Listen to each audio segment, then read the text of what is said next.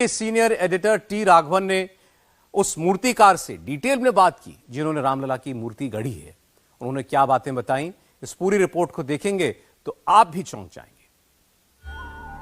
क्यों सब राम के दर्शन को व्याकुल हैं? क्यों सब राम के लिए उतावले हैं? क्यों सब राम से मिलने को आतुर हैं? इतनी भव्य राम लहर कैसे उठ रही है?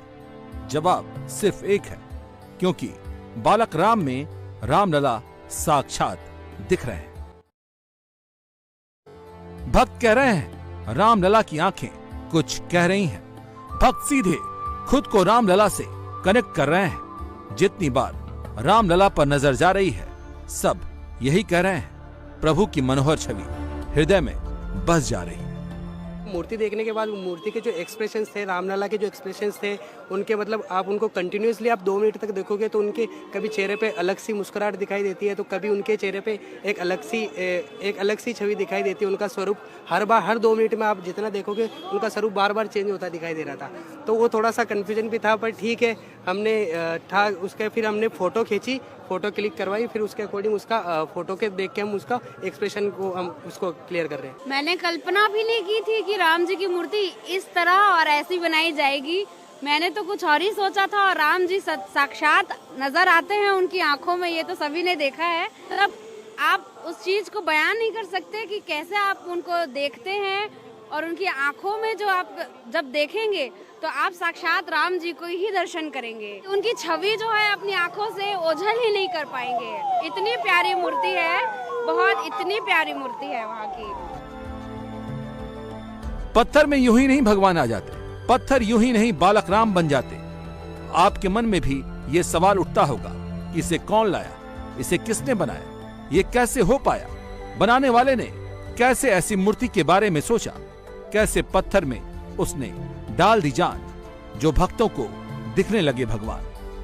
एक और जो इंटरेस्टिंग बात आपने बताई थी कि जब आपने खुद उस मूर्ति को देखा, आपने एक मूर्ति अपने कार्यशाला में बनाई, फिर आपने उस मूर्ति को गर्भगृह में जाके देखा, आपने कहा कि दोनों में बहुत बदलाव था। आपको क्या बदलाव ऐसा महसूस हुआ, क्यों आपको लगा कि वो आभा पूरी बदल गई है वहां पर? इवन मैंने बताया इस वक्त, मैं उसका उत्तर अभी मेरे पास नहीं है। मैं देखते ही वो अंदर जाते ही थोड़ा बदल रहा था, और इवन आफ्टर पान प्रतिष्ठापन बहुत चेंज हो गया था, बहुत चेंज हो गया, और मेरे को ऐसा लग गया ये मेरा काम नहीं है। सो कभी कभी होता है, वो हम भगवान नहीं कर सकते, हम सिर्फ एक साधन है, we are an instrument, and I should not think that I created a god. No, we are just an instrument, ये हमारी तरफ से बनवाया बस। डेस्टिनी शायद यही थी, यकीनन भगवान यही चाहते थे। अरुण योगीराज के हाथों से ही यह मूर्ति बनी, क्योंकि उतार चढ़ाव सब आ रहे थे। कभी कुछ हो रहा था, कभी कुछ, लेकिन अंत में सारी स्थिति अनुकूल हो जाती थी। बहुत से लोगों को पता ही नहीं होगा कि अरुण योगीराज पहली लिस्ट में सेलेक्ट ही नहीं हुए थे। देश भर से मूर्तिकार बुलाए गए, इन्हें नहीं बुलाया गया, वो भी तब जब अरुण योगीराज केदारनाथ में प्रसिद्ध शंकराचार्य की मूर्ति बना चुके थे। इंडिया गेट पर सुभाष चंद्र बोस की मूर्ति भी बनाई थी, लेकिन फिर भी इनको न्योता नहीं आया था।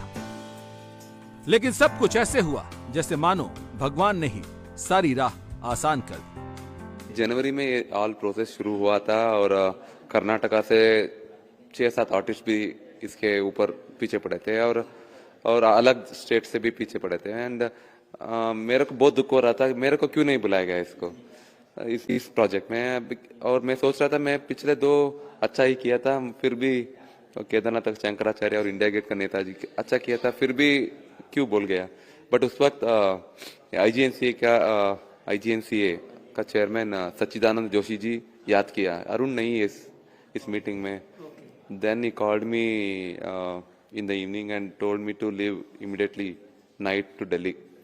सो 3 मीटिंग पहले हुआ था, 2 मीटिंग अयोध्या में हुआ था, और लास्ट मीटिंग फाइनलाइज करने वाला था कमिटी ट्रस्ट वाला और construction committee chairman Nipundra Mishra ji ने। That last moment I got a call on the just previous day. So बाद में मेरा प्रेजेंटेशन दे दिया मैं ट्रस्ट के सामने, तो दे फाइनलाइज्ड इन 3 in 1। अभी ऐसा हो गया बस। बालक राम की मूर्ति गढ़ी गई, ऐसे उनको तराशा गया जैसे इसमें पत्थर नहीं है, नन्हे से रामलला है। अयोध्या में रिकॉर्ड टूट रहा है। भीड़ उतावली हो रही है। भक्त कई दिनों से बैठे हुए हैं और लोग आने के लिए बेकरार हैं। मंदिर तो बन ही चुका है, दूसरा तल, तीसरा तल भी बन जाएगा, लेकिन रामलला की इस छवि का दर्शन कैसे हो पाएगा? बस इसी इच्छा से भक्त अयोध्या में बैठे हुए हैं, अयोध्या चले आ रहे हैं। लेकिन क्या आपको पता है बालक राम की मूर्ति को गढ़ने में क्या क्या चुनौतियां आई? सबसे बड़ी चुनौती थी किस पत्थर से ये मूर्ति आकार लेगी।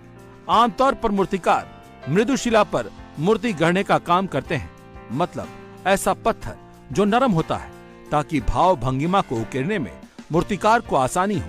लेकिन बालक राम की मूर्ति बनाने के लिए जिस कृष्णशिला का चयन किया गया वो पहले से ही काफी सख्त थी। उसे तराशना बिल्कुल ही आसान नहीं था। यही वजह रही कि पहली शिला की गढ़ाई के वक्त अरुण योगीराज से